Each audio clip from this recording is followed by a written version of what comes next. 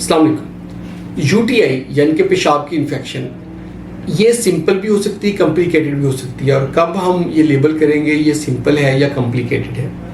Simple UTI वो होती है तो इन्फेक्शन हो और वो 3-4 दिन में एंटीबायोटिक्स लेने से वो इन्फेक्शन ठीक हो जाए और उसमें कोई लंबा अरसा ना हुआ हो, यानी कि कुछ लंबे अरसे से वो इन्फेक्शन नहीं चल रही, अभी हुई थी, फिर एंटीबायोटिक ली, वो 2-4 दिन रही, 5 दिन रही, 7 दिन रही, ठीक हो गई, फिर दोबारा कभी नहीं हुई, कभी कुछ 6 महीने 7 महीने गुजरे, फिर दोबारा कभी हो गई, फिर 3-4 दिन रही, फिर ठीक हो गई। इसको हम लेबल करेंगे कि ये सिंपल यूटीआई है। और अगर किसी को इन्फेक्शन जो है वो हुई है, एंटीबायोटिक दी है, 3-4 दिन गुजरे हैं, मरीज ठीक हो गया, 3-4 दिन गुजरे, 2 महीने के अंदर अंदर फिर हो गई है, या साल में 4 या 5 दफ़ा हो गई है, तो ये सिंपल यूटीआई नहीं है, ये कॉम्प्लिकेटेड है।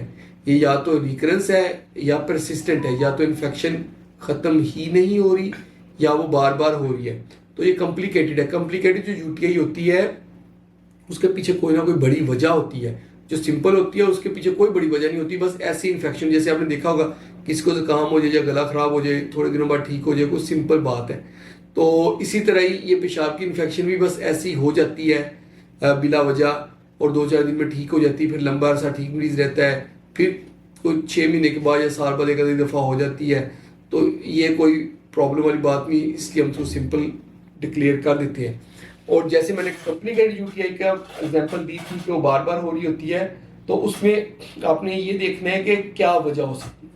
या तो पैदाइशी तौर पे कोई रुकावट होगी किसी भी लेवल पे, पेशाब की नाली के लेवल पे, मसाने के लेवल पे, गुर्दे की नालियों के लेवल पे, गुर्दे के अंदर, या कोई पथरी हो सकती है कि किसी भी जगह पे पथरी, सारे लेवल पे, गुर्दों में, मसाने में, नालियों में।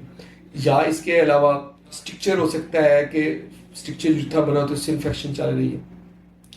या इसके साथ साथ पेशेंट को टीबी हो सकती है, टीबी की वजह से भी ये सिलसिला चल रहा है। सेक्सुअली ट्रांसमिटेड डिजीजेज होती हैं जो बेराह रवी से फैलती हैं, उन बीमारियों की वजह से परसिस्टेंट या रिकरेंस यूटीआई हो रहा होता है बार बार।